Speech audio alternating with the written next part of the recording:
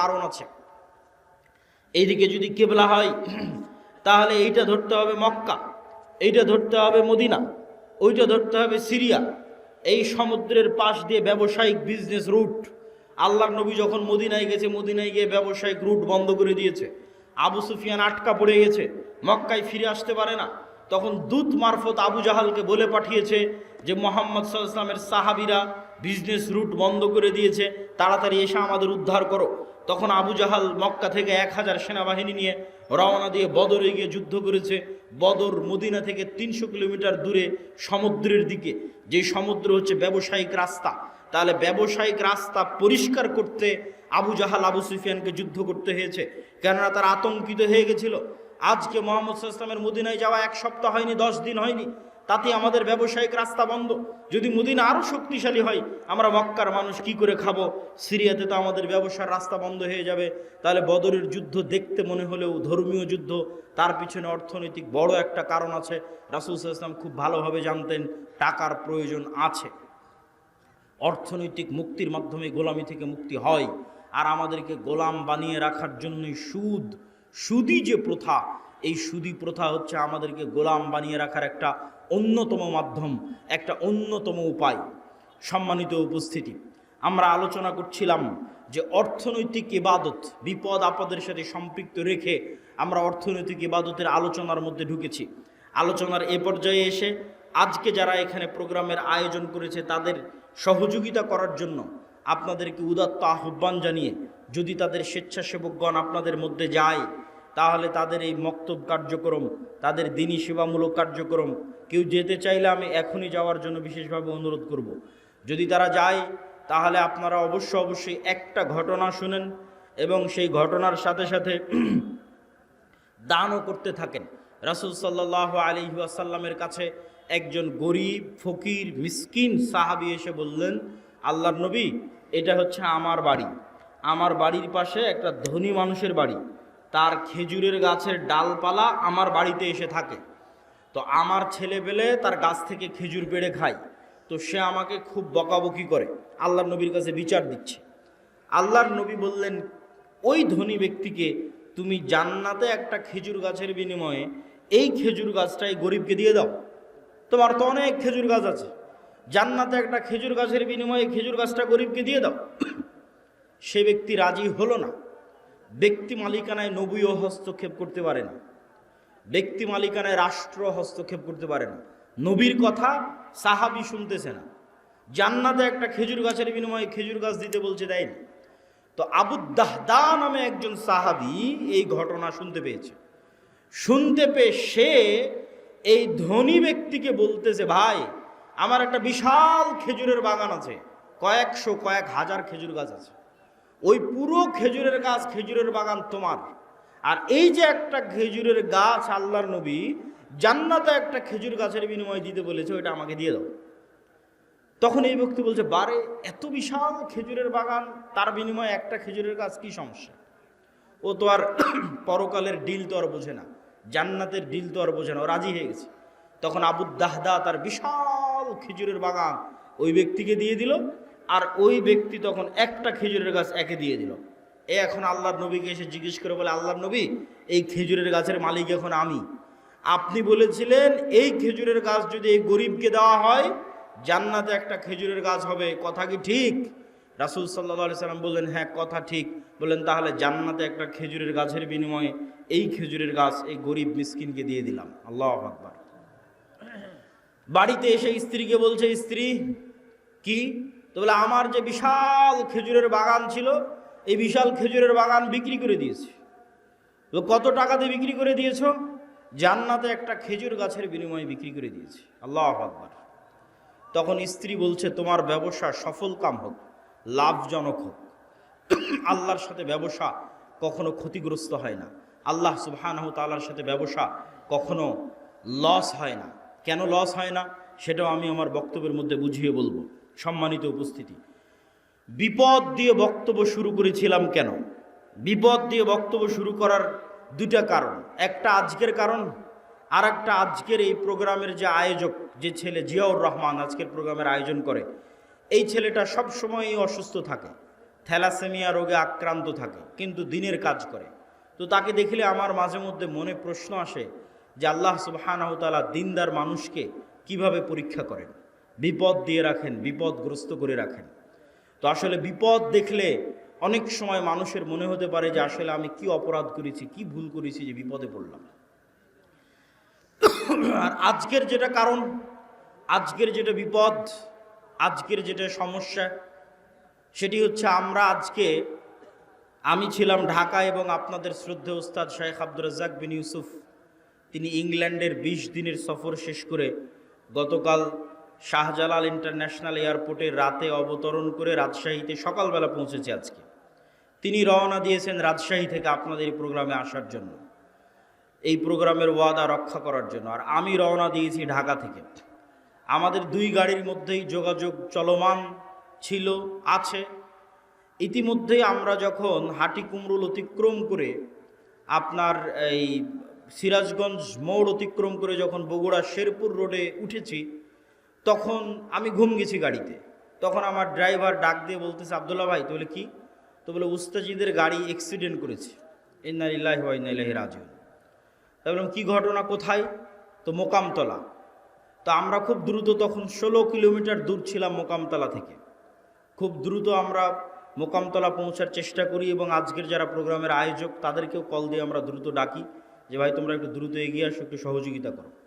তো ঘটনা হচ্ছে গাড়ি ঠিকঠাকই চলতেছিল, কিন্তু একটা সিএনজি রাস্তা থেকে উঠে দ্রুত, সিএনজি চালকেরই দোষ, দ্রুত রাস্তা থেকে উঠতে গেছে এবং আমাদের গাড়ি 60, 70, 80 যে কিলোমিটার গতিতেই থাক ওই সিএনজির সাথে ধাক্কা খেয়ে সিএনজির 2-1 জন ব্যক্তি, হয়তো আল্লাহ সুবহানাহু ওয়া তাআলা ভালো জানে এখন কি অবস্থা তাদের, তারা বগুড়া জিয়া মেডিকেলে অসুস্থ অবস্থায়, আহত অবস্থায় ভর্তি হয়েছে। আর আমাদের শেখ আব্দুর রাজ্জাক বিন ইউসুফ তিনিও হালকা আহত হয়েছেন, তবে সেরকম গুরুতর নয়। আল্লাহ সুবহানাহু ওয়া তাআলা তাকে হেফাজত করেছে, আলহামদুলিল্লাহ।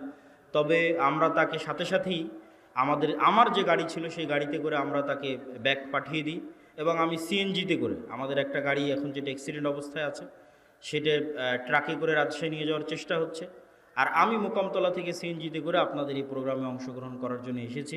আল্লাহ সুবহানাহু ওয়া তাআলা তৌফিক দিয়েছে। কিন্তু বিপদ কেন আসে, আল্লাহ সুবহানাহু ওয়া তাআলার পক্ষ থেকে কী জন্য আসে, আল্লাহ সুবহানাহু ওয়া তাআলা ভালো জানে। কিন্তু বিপদ দিয়ে আলোচনা শুরু করার পিছনের কারণ হচ্ছে আজকের একটা কারণ, এবং আজকের প্রোগ্রামের যে আয়োজক তার জন্য আল্লাহ সুবহানাহু ওয়া তাআলার কাছে দোয়া করি যে আজকের প্রোগ্রামের যে আয়োজক, এই ছেলেটা অসুস্থ থাকে সবসময়, ঢাকা মেডিকেলে গিয়ে ভর্তি হয়, তার টাকা পয়সারও সমস্যা থাকে। আল্লাহ সুবহানাহু ওয়া তাআলা তাকেও সুস্থতা দান করুক। আমাদের উস্তাদ শেখ আব্দুর রাজ্জাক বিন ইউসুফ তাকেও সুস্থতা দান করুক, আল্লাহুম্মা আমিন। জিয়াউর রহমানের সাথে দেখা হতে আমি বললাম যে তোমার প্রোগ্রামের ভাগ্য, তাকদীরে আল্লাহ সুবহানাহু ওয়া তাআলা কী লিখে রেখেছে যে এবারও এত চেষ্টা করার পরও তোমার প্রোগ্রামের সেই ভাগ্যের উন্নয়ন লক্ষ্য করা গেল না। আল্লাহ সুবহানাহু ওয়া তাআলা হয়তো চাইনি, এর মধ্যেই হয়তো আল্লাহ সুবহানাহু ওয়া তাআলা কোনো কল্যাণ লিখে রেখেছেন, আল্লাহ সুবহানাহু ওয়া তাআলা ভালো জানে। আজকে আমার বক্তব্যের বিষয়বস্তু অধপতন অবস্থা থেকে মুসলিম উম্মার মুক্তি কিভাবে সম্ভব, তার একটা পয়েন্ট ইতিমধ্যে আমরা আলোচনা করে ফেলেছি, অর্থনৈতিক মুক্তি। অতএব কোনো যুবক বলতে পারবে না যে আমি ঘরে বসে থাকব। মুসলমানদের ব্যবসায়ী হচ্ছে, মুসলমানদের রক্ত মাংসে তাদের বৈশিষ্ট্য হচ্ছে ব্যবসায়ী হওয়া। চাকরি করা মুসলমানদেরকে শিখিয়েছে ইউরোপিয়ানরা। মুসলমানদের বৈশিষ্ট্য ব্যবসায়ী করা, তার দলিল কোথায় থেকে নেবেন?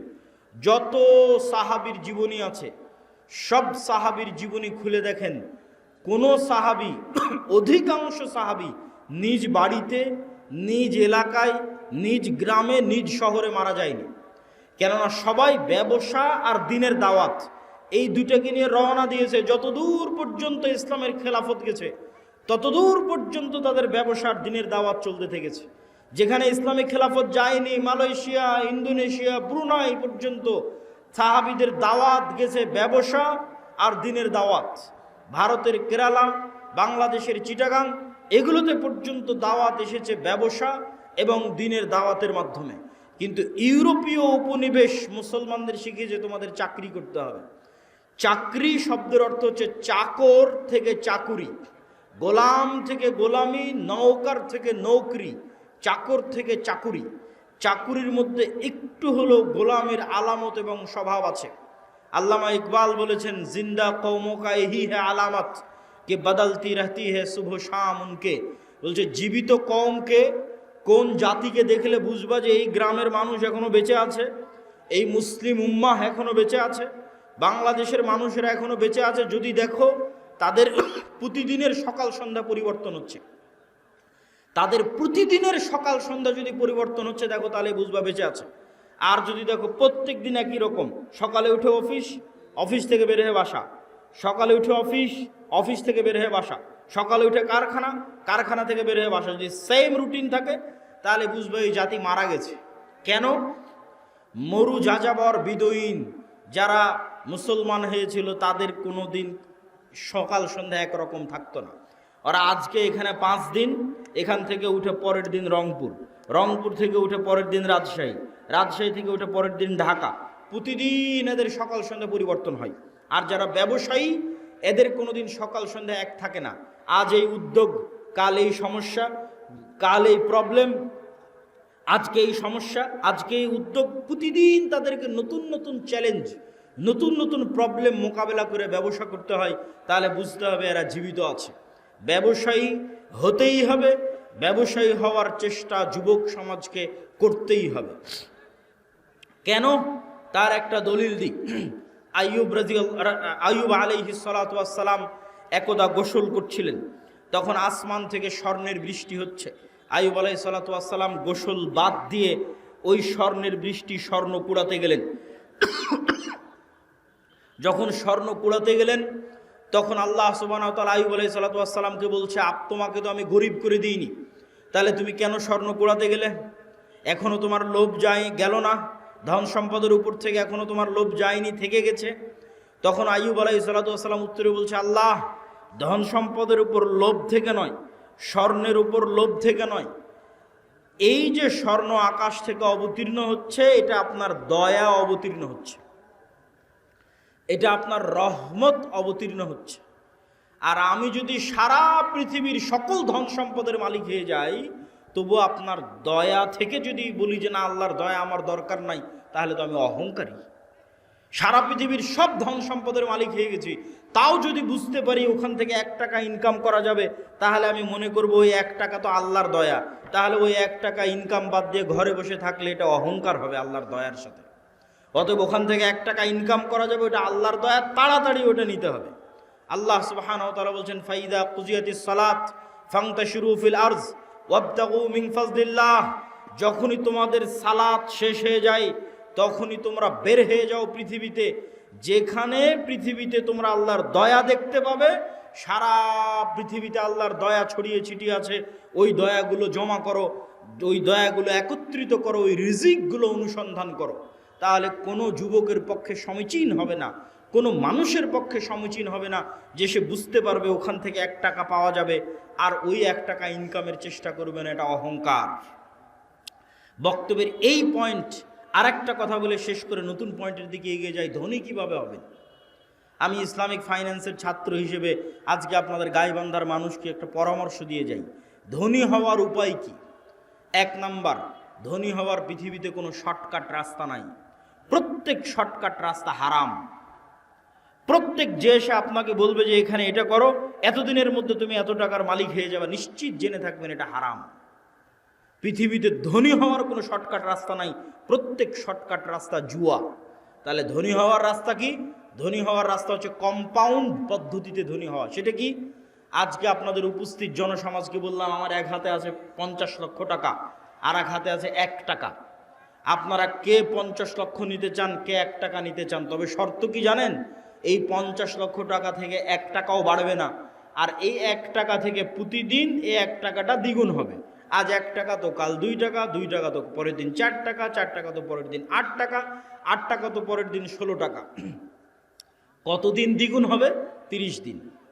তা আপনারা এখানে বসে থেকেও যদি এখন ক্যালকুলেশন করেন, আপনার মনে হবে আরে বাড়তে তো 8 টাকা, 8 টাকা থেকে 16 টাকার কতই বাড়বে, 16 টাকা থেকে 32 টাকা, তার চেয়ে ভালো এই 50 লক্ষ টাকা এটা নিয়ে নিই। আপনি তাহলে ধনী হতে পারবেন না। আপনি এখনো ব্যবসা বুঝেন না, আপনি এখনো জুয়ার মধ্যে আছেন।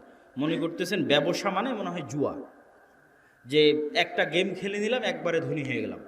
এখান থেকে উঠে গিয়ে হিসাব করবেন যে এই 1 টাকা দ্বিগুণ হতে হতে 30তম দিনে কত হবে? 1 কোটি টাকার বেশি হবে। ক্যালকুলেটরে অথবা মোবাইলে বক্তব্যের শেষে হিসাব করবেন যে 1 টাকা থেকে 2 টাকা, 2 টাকা থেকে 4 টাকা, 4 থেকে 8 টাকা, 8 থেকে 16 টাকা, দ্বিগুণ হতে হতে 30তম দিনে কত হয়? 30তম দিনে 1 কোটি টাকার বেশি হয়ে যাবে। তাহলে ধীর স্থিরভাবে টাকা বাড়তে থাকবে। এটা হলো ধনী হওয়ার রাস্তা। ধনী হওয়ার 2 নম্বর রাস্তা। ধরেন আপনাকে 50 লক্ষ টাকা দিয়ে দিলাম, যে যাও তোমাকে 50 লক্ষ টাকা দিয়ে দিচ্ছি। এখন তুমি ধনী হবা কিনা এটা নির্ভর করছে তোমার মেন্টালিটির উপর, মানসিকতার উপর। কে ধনী হবে 50 লক্ষ টাকা নিয়ে, কে ধনী হবে না বুঝেন। যে 50 লক্ষ টাকা নিয়ে গিয়ে চিন্তা করবে, আরে 50 লক্ষ টাকা পেয়েছি, তাহলে 50 লক্ষ টাকা থেকে একটা গাড়ি কিনি, মোটরসাইকেল কিনি, তারপরে একটা গাড়ি কিনি 20 লাখ টাকা দিয়ে, বাড়ি করি 30 লাখ টাকা দিয়ে, আর কি করা যায়, একটা এসি কিনি, একটা ফ্রিজ কিনি, আর কি একটা টিভি কিনি।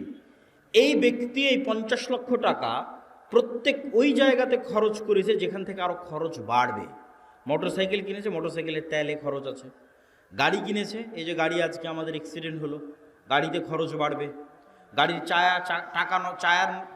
গাড়ির টায়ার নষ্ট হবে, চাকা নষ্ট হবে, ওটা নতুন করে কিনতে হবে। প্রতিদিন মোবাইল লাগবে, মোবাইল দিতে হবে।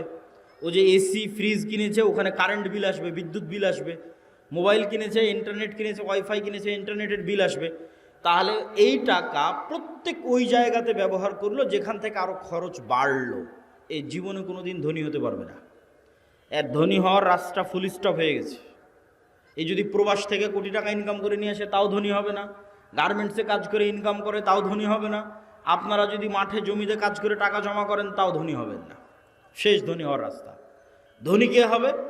1 টাকা ইনকাম করেছে, 10 টাকা ইনকাম করেছে, ইনকাম করার পর যে চিন্তা করতে পারবে যে আমার গায়ের জামাটা ছিঁড়া আছে, ছিঁড়াই থাক, আমার পায়ের স্যান্ডেলটা ছিঁড়া আছে, ছিঁড়াই থাক, আমার বাড়ি মাটির আছে, মাটিরই থাক।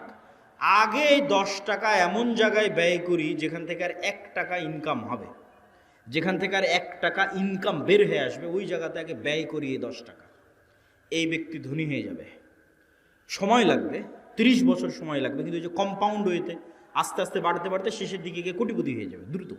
শেষে গিয়ে দ্রুত কোটিপতি হবে, শুরুতে অত দ্রুত হবে না, কিন্তু ওর পদ্ধতি ঠিক আছে। আর 10 টাকা ইনকাম করে বলবেন আজকে নতুন জামা লাগবে, 10 টাকা ইনকাম করে বলবেন আজকে নতুন স্যান্ডেল লাগবে, আজকে এসি ফ্রিজ লাগবে, জীবনে ধনী হবে না। যে টাকা এমন জায়গায় ব্যয় করতে পারে যেখান থেকে আবার টাকা ইনকাম হওয়ার রাস্তা তৈরি হবে, এ ধনী হয়ে যাবে, আজকে যতই গরিব থাকুক।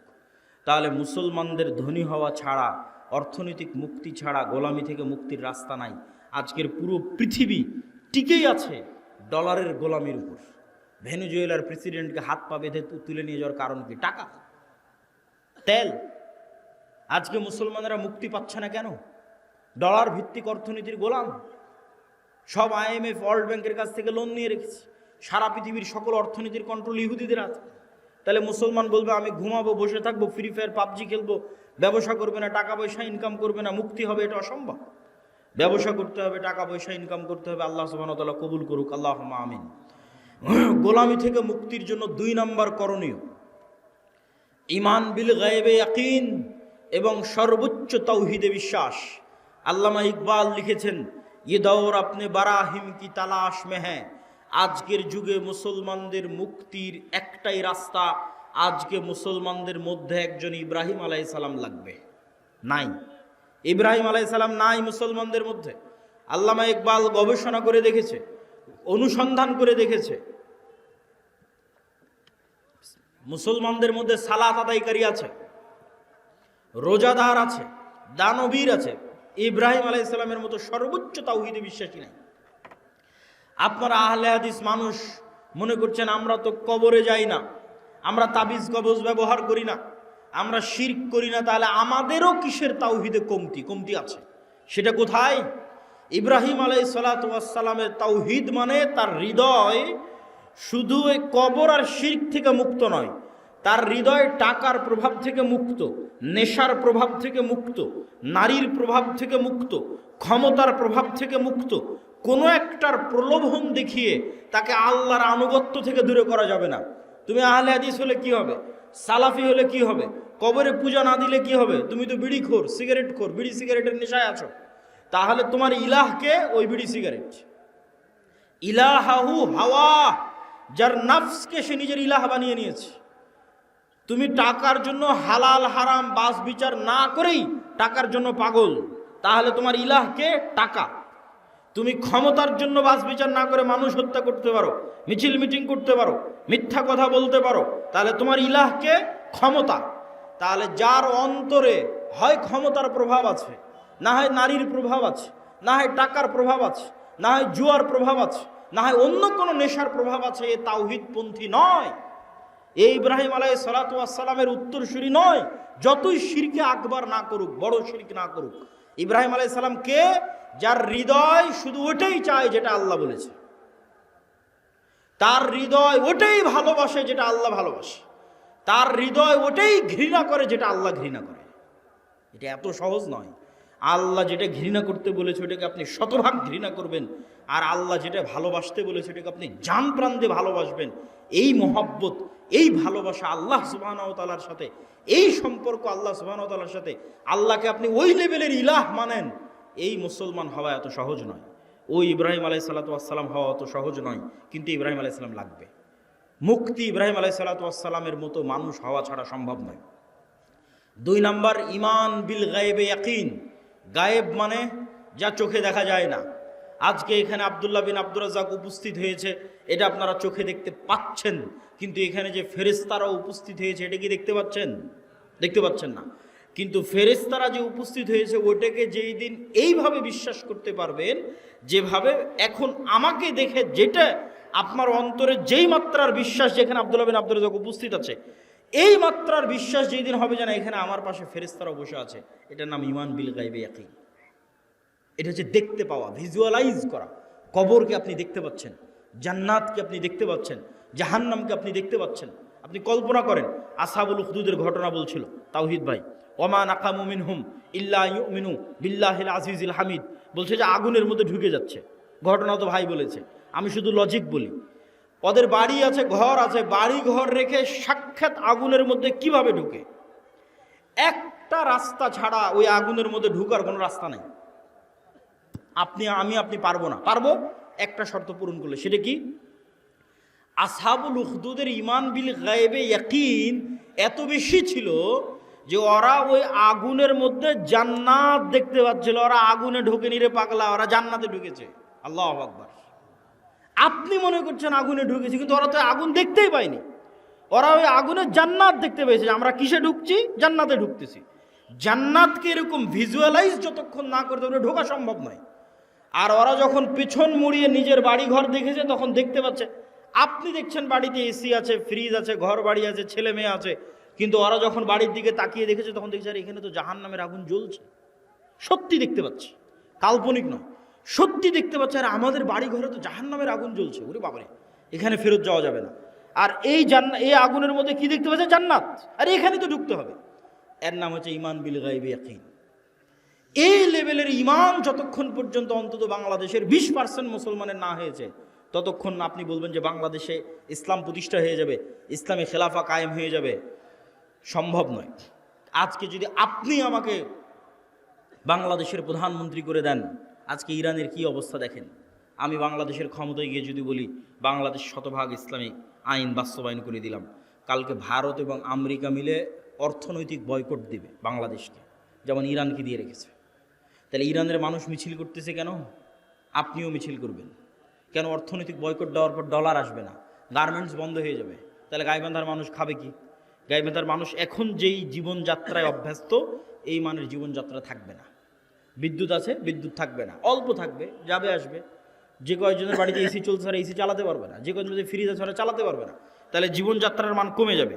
যখনই জীবনযাত্রার মান কমে যাবে তখন বলবে রাখো তোমার ইসলাম, আগের যেটা সেকুলার দেশ ছিল ওটাই ভালো ছিল।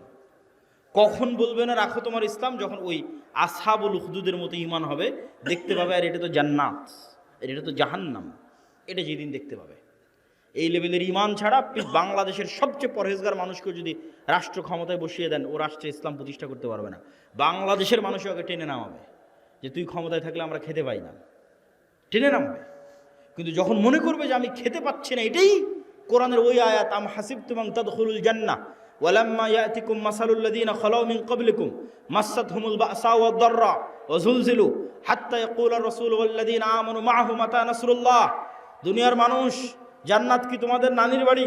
জান্নাত কি তোমাদের মামার বাড়ি? আল্লাহ বলছেন আম হাসিবতুম আন তাদখুলুল জান্নাহ, মনে করে নিলার জান্নাতে চলে গেলা, অথচ তোমাদের অতীতে যারা চলে গেছে তারা যে পরিমাণ কষ্ট সহ্য করেছে, তারা যে পরিমাণ আল্লাহর পরীক্ষার মুখোমুখি হয়েছে, সেই পরিমাণ পরীক্ষা দুঃখ কষ্ট তোমরা কিছুই ভোগ করনি, আর বলছো জান্নাতে চলে যাব? সম্ভব নয়। সম্মানিত উপস্থিতি, ঈমান বিল গায়বে ইয়াকিন। গায়েব মানে না দেখা জিনিসকে দেখতে পাওয়া। চোখ বন্ধ করলে আপনি দেখতে পাচ্ছেন যে কবরে কি হয়, জান্নাতে কি হয়, এটা দেখাও সহজ। দু একটা সহজ বুদ্ধি বলে দিই, কেমনে দেখতে পাবেন। আল্লাহ প্রত্যেক স্তরে পরের স্তরের আলামত দিয়ে রেখেছে। আমরা এখন দুনিয়ার স্তরে আছি, এর পরের স্তর কবরের স্তর। তো প্রত্যেক দিন দুনিয়াতে আমরা কবর দেখতে পাই, আল্লাহ দেখার ব্যবস্থা করে দিয়েছে। সেটা হচ্ছে ঘুম। আপনি যখন ঘুমাতে যান তখন দোয়া পড়েন, আল্লাহুম্মা বিইসমিকা আমুতু ওয়া আহইয়া। আল্লাহ তোমার নামে ঘুমাতে যাচ্ছি। জি না, যদি হতো আল্লাহ তোমার নামে ঘুমাতে যাচ্ছি, তাহলে আরবি হতো আল্লাহুম্মা বিইসমিকা আনামু ওয়া আইকাজ। তাওহীদ ভাই আছে, বুঝতে পারতেছে, আরও যারা আরবি বুঝবে তারা বুঝতে পারবে। তাহলে তখন দোয়ার অর্থ কি হবে? যে আল্লাহ তোমার নামে ঘুমাতে যাচ্ছি, তোমার নামে ঘুম থেকে উঠবো। কিন্তু আল্লাহ দোয়া বানিয়েছে আল্লাহুম্মা বিইসমিকা আমুতু, আল্লাহ তোমার নামে মরতে যাচ্ছি, ওয়া আহইয়া তোমার নামে মরা থেকে জীবিত হব। এবার সকালবেলা কি দোয়া শিখিয়েছে? আলহামদুলিল্লাহ ইল্লাযী আহইয়ানা বা'দামা আমাতানা। কি আশ্চর্য! বলে আল্লাহ মরে গেছিলাম রাতের বেলা, মরা থেকে এখন জীবিত হলাম। বা'দামা আমাতানা, মৃত্যুর পর। আল্লাহ রাতে মৃত্যু সংগঠিত হয়ে গেছিল, মৃত্যুর পর সকালবেলা তুমি জীবিত করে দিয়েছো। এটা হলো দোয়া। তাহলে প্রত্যেক দিন আমরা কবরে যাচ্ছি, প্রতি রাতে যখনই ঘুমাই তখনই কবরে যাই। ওটাই বারজাখের জীবন। বারজাখের জীবন ওই রকমই, কাছাকাছি। সেটা স্বাদ আল্লাহ সুবহানাহু ওয়া তাআলা দেন। যদিও রুহের পার্থক্য ভেদে বারজাখি জীবনে এক একজনের এক এক রকম হবে। যেমন যারা শহীদের রূহ, এরা পাখি হিসেবে জান্নাতে উড়বে, তাদের খাবারের ব্যবস্থা থাকবে। যারা শহীদের রুহের চাইতে উপরের লেভেলের রূহ, তারা আল্লাহর আরশে ঝুলন্ত থাকবে, বাতির মতো, আলোক বাতির মতো আল্লাহর আরশে ঝুলন্ত থাকবে। যারা তাদের চাইতেও টপ লেভেলের রূহ, নবীদের রূহ, তো নবীরা আরো টপ লেভেলের লাইভ জীবনযাপন করবে বারজাখে। লাইভ মুসা আলাইহিস সালামের সাথে সাক্ষাৎ হচ্ছে, মসজিদে আকসায় নামাজ পড়তেছে মুহাম্মদ সাল্লাল্লাহু আলাইহি ওয়াসাল্লামের পিছনে, ইব্রাহিম আলাইহিস সালামের সাথে সাক্ষাৎ হচ্ছে। সবাই তো মরে গেছে, সবাই তো বারজাখি জীবনে আছে, কিন্তু নবীদের রূহ আরো আপার কোয়ালিটি, ওদের বারজাখি জীবনের ধরন আরো ভিন্ন, আরেকটু লাইভ। আর সাধারণ মুসলমানের রূহ ইল্লিয়িনে থাকবে যদি মুমিন হয়, আর কাফের, মুশরিক, ফাসিক, মুনাফিক হলে সিজ্জিনে থাকবে। এবার যখন চলে গেছে ইল্লিয়িনে, যখন চলে গেছে বারজাখি জীবনে, ওখান থেকে এবার জাহান্নাম দেখা যাবে প্রতিদিন, ওখান থেকে এবার জান্নাত দেখা যাবে প্রতিদিন। যেমন দুনিয়াতে প্রতিদিন কবর দেখা যাচ্ছে, প্রতিদিন ঘুমাচ্ছি, প্রতিদিন কবরে যাচ্ছি। এবার যখন কবরে চলে যাব, মানে চিরন্তন ঘুমে চলে যাব, তখন প্রতিদিন জান্নাত দেখব, জাহান্নাম দেখব। যে জাহান্নামের অধিকারী সে জাহান্নাম দেখবে, যে জান্নাতের অধিকারী ওই জান্নাত দেখবে। এবার কিয়ামত হওয়ার পর তখন সেখানে বাস্তবে প্রবেশ করবে। সম্মানিত উপস্থিতি, বারজাখি জীবন। ঠিক কিয়ামতকে ভিজুয়ালাইজ করতে পারতে হবে, জান্নাতকে ভিজুয়ালাইজ, দেখতে চোখ বন্ধ করলে যেন জান্নাত দেখা যায়। আপনার কাছে চিরন্তন চিরস্থায়ী আনন্দ কোনটা? আজকে আপনার বাপ মা ভাই বোন সবার সাথে বিচ্ছেদ হয়ে গেল, আপনার বাবা মারা গেছে, দাদা মারা গেছে, তাদের সাথে আর জীবনে কোনো দিন দেখা হবে না, এটা অনেক কষ্টের। আর যদি মনে করেন না, আবারও এই গাইবান্ধা, এই শাখাহাতি, এই বালুয়ার গ্রামে যদি আমার বাবা মা ভাই বোন সবাইকে নিয়ে একসাথে থাকতে পারতাম, বিশাল বাড়ি হতো, আর যদি কোনোদিন মৃত্যু না হতো, সবাই যদি একসাথে মিলেমিশে আনন্দে কাটাতে পারতাম, তাহলে এই স্বপ্ন জান্নাতে পূরণ হবে। তাহলে জান্নাতে আসল জীবন, দুনিয়ার জীবন জীবন নয়। আমরা এই যে ঢাকা থেকে রওনা দিয়ে আপনার এই শাখাহাতিতে যতক্ষণ অপেক্ষা করতেছি, রুহের জগৎ থেকে সফর শুরু হয়ে জান্নাতে যাওয়া পর্যন্ত দুনিয়ার সময় অতটুকু। আমি এই যে আধা ঘন্টা আগে এসেছি, আর আধা ঘন্টা পর এখান থেকে বের হয়ে যাবো, 1 ঘন্টা সময় যতটুকু, রুহের জগৎ থেকে সফর শুরু হয়ে জান্নাতে যাওয়ার পর্যন্ত এই দুনিয়ার 60 বছরের জীবন ততটুকু, বাস্তবেও ততটুকু। কিয়ামতের মাঠে মানুষ উঠে বলবে, আরে দুনিয়াতে তো আমরা একদিন ছিলাম। বাস্তবেও আপনি এখন কল্পনা করে দেখেন যে আপনার গত 30 বছর চোখের পলকে পার হয়ে গেছে। মনে হবে আরে কয়দিন ছিলাম আমি দুনিয়াতে। ঠিক যখন মরার সময় কাছে চলে আসবে 60 বছর, তখনও মনে হবে আরে 2-1 দিনের মধ্যে সময় তো পার হয়ে গেল। এই একই অনুভূতি কিয়ামতের মাঠে যখন উঠবেন, ধরো দুনিয়াতে তো ছিলামই না, 1 দিন কি 2 দিন ছিলাম দুনিয়াতে। এটাই আল্লাহ বলে যে দুনিয়ার জীবন 1 ঘন্টার সমান, আধা ঘন্টার সমান। শুধু ধৈর্য ধরলেই হয়, একটু ধৈর্য ধারণ করলেই হয়। আল্লাহ সুবহানাহু ওয়া তাআলার কাছে পৌঁছার জন্য প্রস্তুত থাকার চেষ্টা করতে হবে। এটা ঈমান বিল গায়বে ইয়াকিন, এটা ছাড়া মুসলমানদের মুক্তি হবে না। আর দুইটা কাজ করতে হবে মুসলমানদেরকে। টাকা ইনকাম করার কথা বলেছি, আরও দুইটা কাজ আছে। এক, নেতা হওয়ার জন্য দুইটা শর্ত পূরণ করতে হবে। সত্যবাদিতা, ন্যায়পরায়ণতার শর্ত, শিক্ষা এবং জ্ঞানের শর্ত। বুঝেন, আল্লাহ সুবহানাহু ওয়া তাআলা এই পৃথিবীকে যেই ফাংশনের উপর ডেভেলপ করেছে, এই ফাংশন সবার জন্য সমান। এই যে মোবাইল, এই মোবাইলের যেখানে চাপ দিলে লাইট জ্বলবে, এখানে যদি আমি চাপ দিই তাও লাইট জ্বলবে। এখানে ডোম, চামার, ম্যাথর, মুচি, হিন্দু, বৌদ্ধ, খ্রিস্টান যে চাপ দেয় তাও লাইট জ্বলবে। কেননা ওটা ওইভাবেই ফাংশন করা আছে। তো আল্লাহ এই পৃথিবীকে কিছু সিস্টেমের উপর ডেভেলপ করেছে। এখানে কিছু বাটন আছে, যেই সমস্ত বাটনে চাপ দিলে পরের রেজাল্ট বের হয়ে আসে।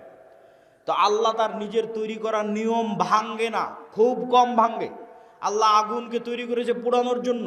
ওই যে আসহাবুল উখদুদ, ওরা কত তাকওয়াবান পরহেজগার, ওরা আগুনের মধ্যে ঢুকে গেছে, আগুন পুড়িয়ে দিয়েছে। আগুন বলেনি যে এরা আল্লাহওয়ালা মানুষ, এদের পুড়াবো না। আল্লাহ তরবারিকে তৈরি করেছে কাটার জন্য। আল্লাহর নবী চাচা হামজা পর্যন্ত কেটে গেছে তরবারিতে। তরবারি বলেনি আরে এটা তো হামজার শরীর কাটবো না। না, নিয়ম নিয়ম। আল্লাহ খুব কম সময় নিয়ম ভাঙে। শুধুমাত্র ইব্রাহিম আলাইহিস সালামের সময় নিয়ম ভেঙেছে। আগুনকে বলছে, আগুন কুলনা ইয়া নারু কুনি বারদাম ওয়া সালামান আলা ইব্রাহিম, তোমার কাজ পোড়ানো, তবে আজকে নয়। কিন্তু সাধারণত আল্লাহ নিয়ম ভাঙে না। তাহলে আল্লাহ পৃথিবীকে তৈরি করেছে একটা নিয়মের উপর। সেই নিয়মটা হচ্ছে যে জ্ঞান এবং শিক্ষার বাটনে চাপ দিবে, ও অটোমেটিক শক্তিশালী এবং নেতা হয়ে যাবে। এটার উপর পৃথিবী দাঁড়িয়ে আছে। পৃথিবীর ফাংশনের মধ্যে একটা ফাংশন, যে জ্ঞান এবং শিক্ষা অর্জন করবে ও অটোমেটিক শক্তিশালী হবে, নেতা হবে। এখন ইহুদি, খ্রিস্টান, ইউরোপ, আমেরিকা, ইসরায়েল, তাদের ছেলেমেয়েরা জ্ঞান এবং শিক্ষা অর্জন করবে। আর গাইবান্ধা, মহিমাগঞ্জ, গোবিন্দগঞ্জের যুবকেরা যদি free fire, PUBG, Facebook, IPL, BPL, জুয়া, অনলাইন বেটিং, নেশা, বিড়ি, সিগারেট, গাঁজা এগুলো নিয়ে ব্যস্ত থাকে, তাহলে আল্লাহ বলবেন না যে এই ইহুদি খ্রিস্টানেরা তোরা যতই জ্ঞান অর্জন কর, তোদেরকে নেতা বানাবো না। আমার গাইবান্ধা, গোবিন্দগঞ্জে একটা মদখোর, জুয়াখোর বান্দা আছে, ওকে নেতা বানাবো। কথা কি আমার বোঝা যায়? আল্লাহ সুবহানাহু ওয়া তাআলা তার নিয়ম ভাঙবেন না। অতএব তুমি যদি মনে করো আমাকে নেতা হতে হবে, তাহলে ওই বাটনে চাপ দিতেই হবে যেই বাটন নেতা হওয়ার জন্য আল্লাহ পৃথিবীতে দিয়ে রেখেছে, সেটা হচ্ছে জ্ঞান এবং শিক্ষা। জ্ঞান অর্জন করতে হবে, পড়তে হবে। আদম আলাইহিস সালাম সবচেয়ে জ্ঞানী, আল্লাহ সুবহানাহু ওয়া তাআলা সবচেয়ে জ্ঞানী। জ্ঞান আল্লাহর বৈশিষ্ট্য, জ্ঞান আদম আলাইহিস সালামের বৈশিষ্ট্য। তলুতকে নেতা বানানো হয়েছে জ্ঞানের কারণে। অতএব যুবক সমাজ, তোমাদের জ্ঞান অর্জন করতে হবে। তারপরের পয়েন্ট কি? ন্যায়পরায়ণতা, সত্যবাদিতা।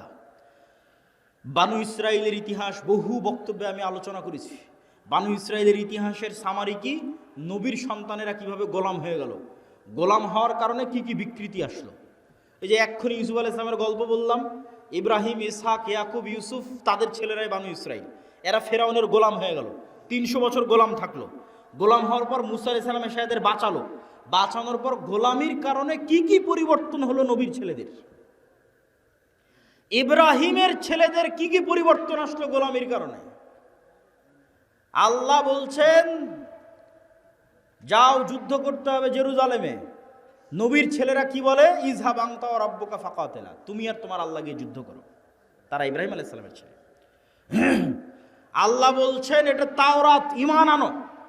নবীর ছেলেরা কি বলছে? লান নুমিনা লাকা হাত্তা নারাল্লাহ জাহরাতান, যতক্ষণ তোমার আল্লাহকে স্বচক্ষে না দেখছো ততক্ষণ ঈমান আনবো না। আরে তুই তো এখনই দেখলি যে ফেরাউন ডুবে মরল, আর কি দেখা লাগবে? এখনই ওর চোখের সামনে ফেরাউন ডুবে মরেছে। ফেরাউন ওদের উপর জুলুম করতো, সমুদ্রে ফেড়ে রাস্তা তৈরি হয়ে গেছে। এরা এখন এসে বলে যে আল্লাহকে না দেখলে ঈমান আনবো না। তাহলে কেমনে নবীর ছেলেদের স্বভাব এরকম হয়ে গেল? আল্লাহ বললেন আসমান থেকে খাবার আসবে, মান্না এবং সালোয়া। মান্না সালোয়া কি? মাশরুম। যেই মাশরুমের 1 কেজির দাম 4 থেকে 5 লক্ষ টাকা আজকের বাজারে। আর বিশেষ এক প্রকার কোয়েল পাখির মতো ছোট সুস্বাদু পাখির গোস্ত জান্নাত থেকে আসতো। তারা বলল লান নাসবিরা আলা তুআমিন ওয়াহিদ, এই এক খাবার প্রত্যেকদিন ভালো লাগে না মুসা, তোমার আল্লাহকে বলো এই মরুভূমির বালুর মধ্যে পেঁয়াজ রসুন বের করে দিতে, ডাল চাউল বের করে দিতে মরুভূমির বালুর মধ্যে। আল্লাহ বললেন মরুভূমির বালুতে হবে না, জেরুজালেম ফিলিস্তিন আছে, যুদ্ধ করে বিজয় করো। এদের যখন যুদ্ধ করে বিজয় করলো না, এদের উপর গজব আসলো 40 বছরে। শুধু নবীর ছেলেদের অবস্থা দেখেন, গোলামির কারণে কীরকম হয়ে গেছে তাদের অবস্থা। 40 বছর পাগলের মতো ঘোরার পর ইউসা বিন নুনের হাতে তওবা ইস্তেগফার করে এরা যুদ্ধ করেছে, লম্বা ঘটনা।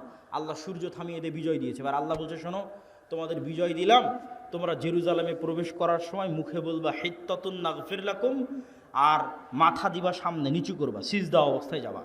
হিত্তাতুন হিব্রু ভাষা, মানে আল্লাহ মাফ করে দাও, আস্তাগফিরুল্লাহ। এরা কি করলো, ঢোকার সময় পিছন আগে দিল, মুখে বললো হিনতাতুন, গমের দানা। কোরআনে এগুলো বর্ণনা করা আছে, কোরআন থেকে বলতেছে।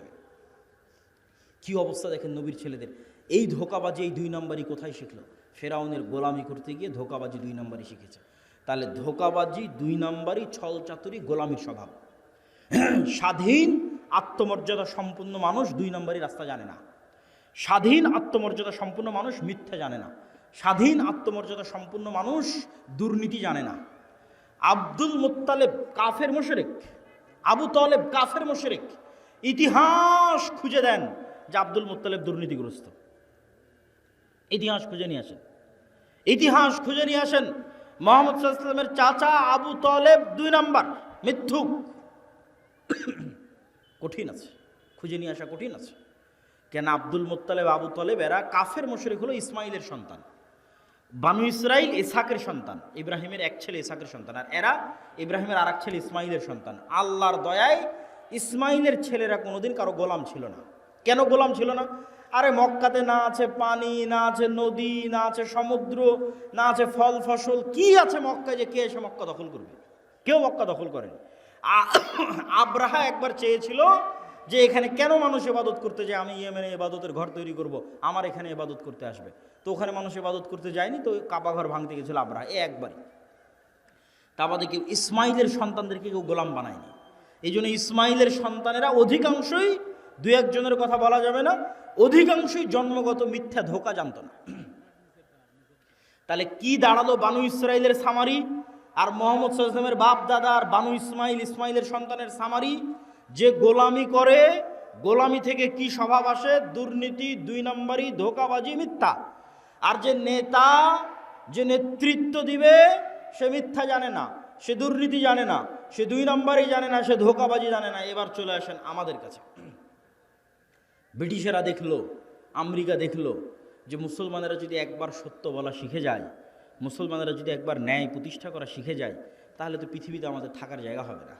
তাহলে মুসলমানদের এমন সিস্টেমের মধ্যে ফেলে দাও যেন ওরা কোনোদিন সত্য বলা শিখতেই না পারে। মুসলমানদের একটা নেতাও যেন সত্যবাদী, ন্যায়পরায়ণ না হয়। তাহলে কি দিতে হবে? গণতন্ত্র। কেমনে গণতন্ত্র? কেমনে গোলাম তৈরি করে? গণতন্ত্র এমন এক সিস্টেম যেখানে এক দলের নেতা আর এক দলের নেতার বিরুদ্ধে বলবে তো বলবেই, একই আসনের মনোনয়ন প্রার্থী একই দলের, আর বাকি মনোনয়ন প্রার্থীগুলোর বিরুদ্ধে যদি 2 নম্বরই না করে, মিথ্যা না বলে, টাকা পয়সার লেনদেন না করে, লিয়াজু লবি মেনটেন না করে, তাহলে মনোনয়নই নিয়ে আসতে পারবে না। বাস্তব মাঠের পরীক্ষা। আর ইশতেহারে দল নিজেও জানে বাস্তবায়ন করতে পারবে না, মিথ্যা ওয়াদা দিবে। মিথ্যা না বলা শিখলে ভোট পাবে না। আর যারা ভোটার, সেও মিথ্যা ওয়াদা দিবে। যত এমপি প্রার্থী আসবে, হ্যাঁ ভাই আপনাকে ভোট দেব, 500-1000 টাকা, 500-1000 টাকা, হ্যাঁ আপনাকে ভোট দেব। ভোটারও মিথ্যুক, এমপিও মিথ্যুক, মনোনয়ন প্রার্থীও মিথ্যুক, এবং সবাই লিয়াজু লবি, 2 নম্বরই রাস্তা, ধোঁকাবাজি, এগুলো একদম ভোটের দিন পর্যন্ত যদি না করে, ও জিতেও আসতে পারবে না। তাহলে এই গণতান্ত্রিক পদ্ধতিতে 300 এমপি নির্বাচিত হয়ে গেল। এখন বানু ইসমাইল আর বানু ইসরাইলের এই যে আগের ফরম্যাট আপনাকে দিয়ে দিলাম, এই ফরম্যাট অনুযায়ী আপনি বলেন যে 300 এমপি নেতা না গোলাম? একটু জোরে বলতে হবে, নেতা না গোলাম? গোলাম। এইটা যদি একবার বুঝে গেছেন, তাহলে বুঝে গেছেন যে মুসলমানদের সমস্যা কোথায়, মুসলমানদের কাজ কি। এবার তো নেতাদের অনেক দোষ ত্রুটি বললাম, এবার একটু আমাদের দোষ ত্রুটি খুঁজি। আমরা কেমনে বুঝবো যে আমি ন্যায়পরায়ণ আছি কিনা, আমি নেতা হতে পারবো কিনা, আমি সত্যবাদী কিনা? দেখেন, দেশ ঠিক করতে ওসি, ডিসি, এসপি, মন্ত্রী, সচিবালয়ে যারা থাকে এরাই আসল। ক্ষমতায় ডক্টর ইউনূস 2 বছরের জন্য, আগের সরকার 16 বছরের জন্য, নতুন যারা আসবে 5 বছরের জন্য। কিন্তু এই আর্মি, পুলিশ কোর্ট, জজ, সচিবালয়ে যারা আছে এদের কারো চাকরি যায়নি, এরাই থাকবে। তো এরা যদি বলে যে আমরা আজ থেকে দুর্নীতি করবো না, আজ থেকে সত্যবাদী, আজ থেকে ন্যায়পরায়ণ, তো দেশে তো 80% ইসলাম কায়েম হয়ে যাবে। ইসলাম কায়েম হওয়া মানে কি এটাও বুঝতে হবে। ইসলাম কায়েম হওয়া মানে, যদি মনে করেন সবাই 5 ওয়াক্ত সালাত আদায়কারী হবে, ঠিক আছে, সমস্যা নেই।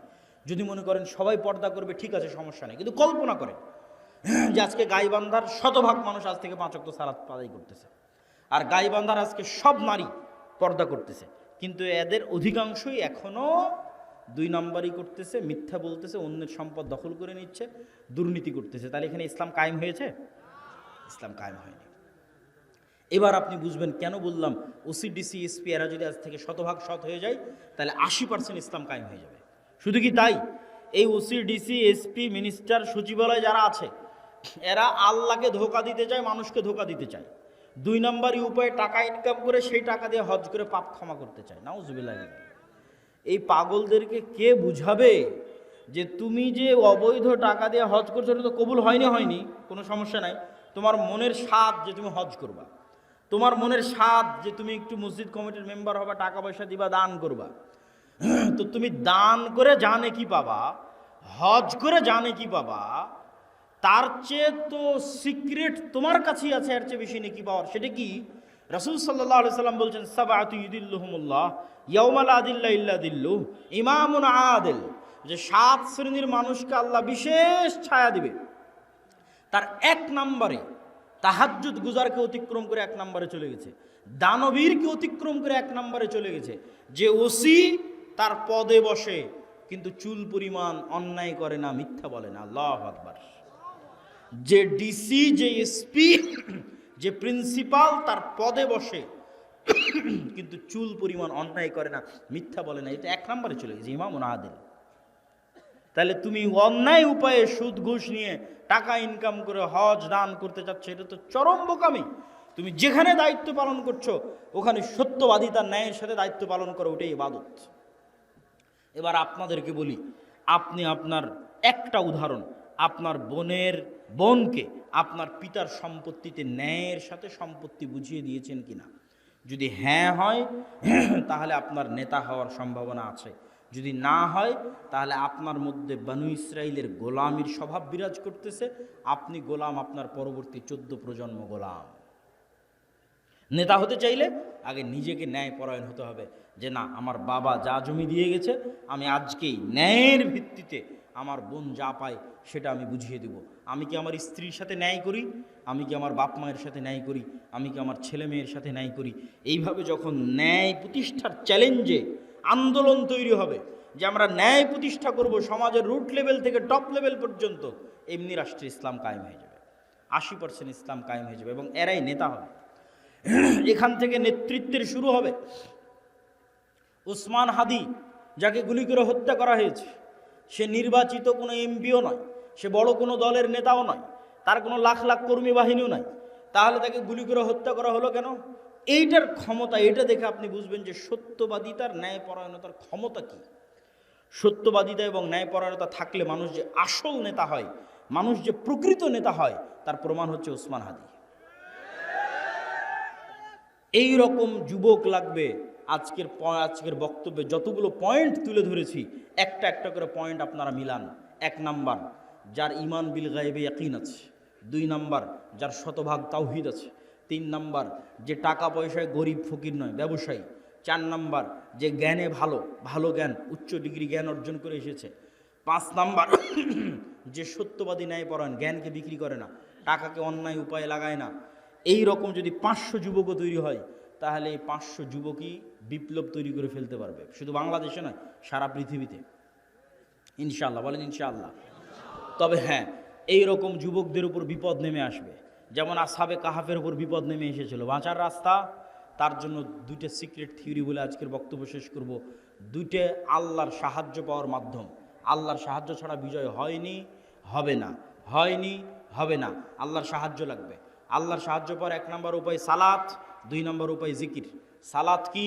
আজকে এখানে বসে বক্তব্য দিচ্ছি, আমেরিকায় বসে মানুষ লাইভ দেখতেছে, ইংল্যান্ডে বসে লাইভ দেখতেছে, ঢাকায় বসে লাইভ দেখতেছে, তো এই যে ইন্টারনেটের মাধ্যমে, মোবাইলের মাধ্যমে হাজার কিলোমিটার দূর থেকে আমার সাথে তারা লাইভ কানেক্টেড হয়েছে, অনলাইন কোর্সে জুম অ্যাপের মধ্যে, গুগল মিটের মধ্যে পাসওয়ার্ড দিয়ে যখন হাজার কিলোমিটার দূরে থাকা ছাত্র হাজার কিলোমিটার দূরে থাকা শিক্ষকের সাথে কানেক্টেড হয় লাইভে এবং ক্লাস নেয়, মুখোমুখি হয়। সালাত এমন এক প্রযুক্তি যা সাত আসমানে থাকা, আরশে থাকা, রব্বুল আলামিনের সাথে জমিনে থাকা আল্লাহর সৃষ্টি মানুষের মধ্যে লাইভ কানেক্টেড করে দেয় সালাত। আল্লাহু আকবার। আমি আল্লাহর নবীর হাদিস আপনাদের সহজবোধ্য করে অনুবাদ করলাম। হাদিস আল্লাহর নবীর, যে বান্দা যখন সালাতে দাঁড়ায় তখন আল্লাহ সুবহানাহু ওয়া তাআলা বান্দার মুখোমুখি হয়ে যায়। বান্দার চোখ যখন সিজদার দিকে থাকে, কলব যখন কানেক্টেড থাকে, তখন বান্দার সাথে আল্লাহ সুবহানাহু ওয়া তাআলা মুখোমুখি।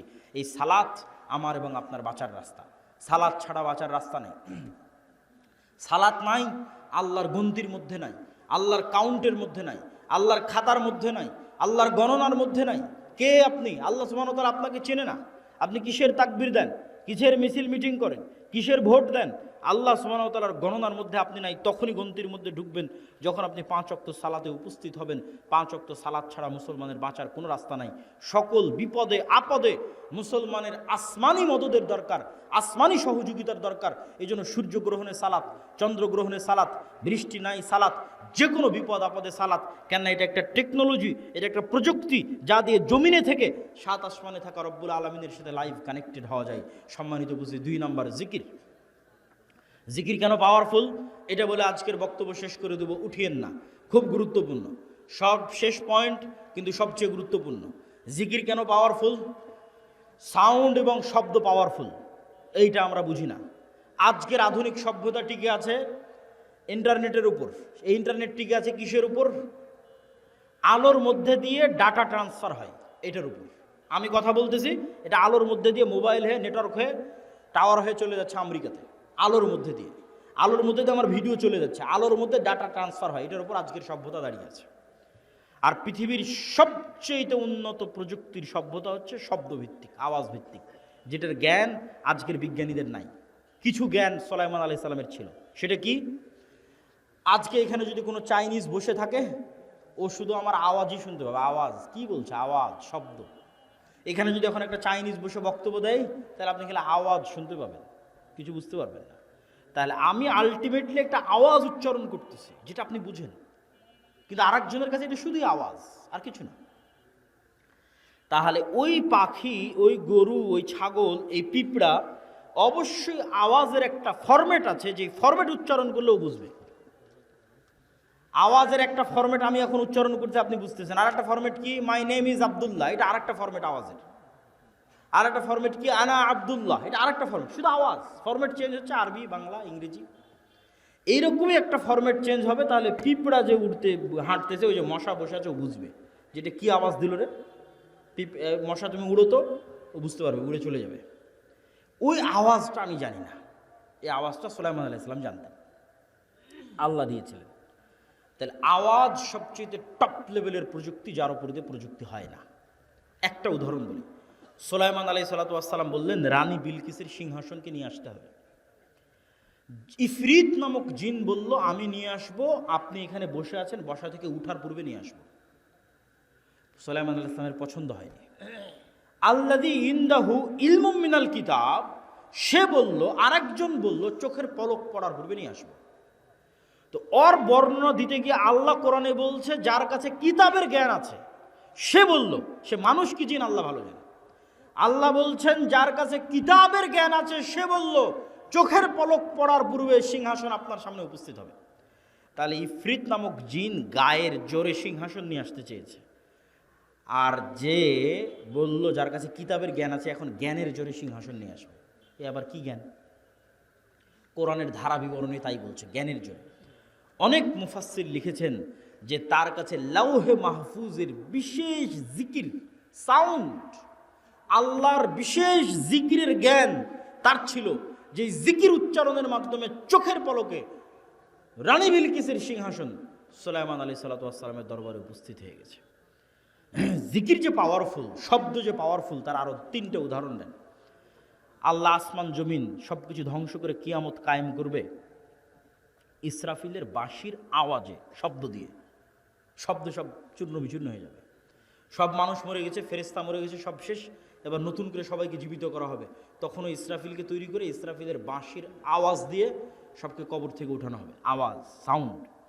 3 নম্বর দলিল, যেটাতে বক্তব্য শেষ করে দেবো, আল্লাহ সুবহানাহু ওয়া তাআলা বলছেন ইউসাব্বিহু লিল্লাহি মা ফিস সামাওয়াতি ওয়া মা ফিল আরজ, আসমান এবং জমিন এবং তার মধ্যে যা কিছু আছে। এই পোস্টার এটাও আওয়াজ করে তাসবিহ পাঠ করতেছে, এই টিস্যু এটাও আওয়াজ করে তাসবিহ পাঠ করতেছে, গায়ের জামা, উপরের প্যান্ডেল, নিচের মাটি, লাইট, ক্যামেরা যা আছে সব আওয়াজ করে তাসবিহ পাঠ করতেছে। সে আওয়াজ আমি শুনতেছি না, যেমন পিঁপড়ার চলার আওয়াজ আমি শুনতে পাই না, কিন্তু পিঁপড়ার চলার আওয়াজ 10 কিলোমিটার দূরে থাকা হাতিও শুনতে পাবে, আমি শুনতে পাই না।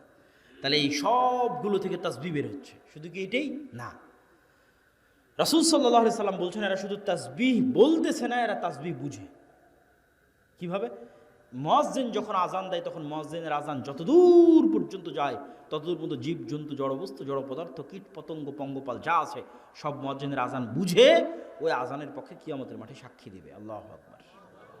তাহলে পুরো পৃথিবীটাই টিকে আছে তাসবিহের উপর, পুরো পৃথিবীটাই টিকে আছে জিকিরের উপর। আপনি চোখ বন্ধ করলে যখন এটা দেখতে পাবেন, যখন এটা বুঝতে পারবেন, তখন বুঝবেন জিকির কত পাওয়ারফুল।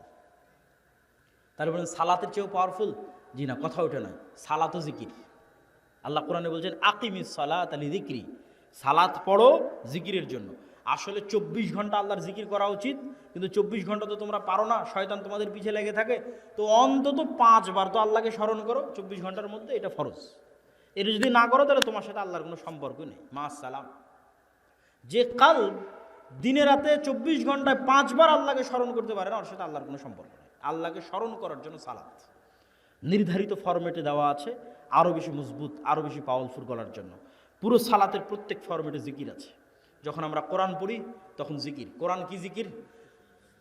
যদি বুঝেন যে আল্লাহর আওয়াজ, আল্লাহর সাউন্ড, যদি বুঝেন আওয়াজ এবং সাউন্ড পাওয়ারফুল, তাহলে একটু কল্পনা করেন কোরআন এটা কার আওয়াজ, এটা কার সাউন্ড?